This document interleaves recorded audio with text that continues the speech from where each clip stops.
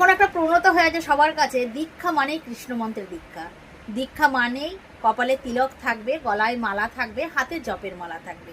যদি এটা আমি যদি করতে পারি, ভক্ত সমাজে আমার অনেক নাম হবে এবং পরকালে গিয়ে আমি খুব ভালোভাবে কাটাতে পারবো। না বন্ধু, তুমি যদি এই কাজ, এই কৃষ্ণ মন্ত্রের দীক্ষা নিয়ে মালা তিলক ধারণ করো, তাহলে কিন্তু তোমার দায়িত্ব কিন্তু অনেক গুণ বেড়ে যাবে। সেই দায়িত্বগুলো যদি তুমি পালন যদি না করো, তাহলে সেই অপরাধের ক্ষমা কিন্তু স্বয়ং ভগবানও তোমাকে করবে না। কেন?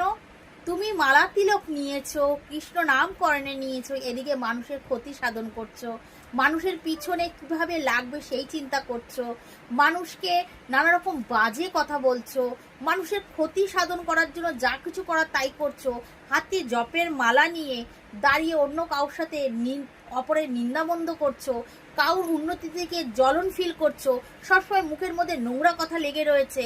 যদি এই জিনিসগুলো যদি করো না, তার দিয়েও বড় কথা, এই কৃষ্ণ নামকে আশ্রয় করে তুমি যদি পয়সা উপার্জন করো, তাহলে কিন্তু সেই অপরাধের ক্ষমা কিন্তু স্বয়ং সেই অপরাধ ক্ষমা কিন্তু স্বয়ং ভগবানও কিন্তু করবে না।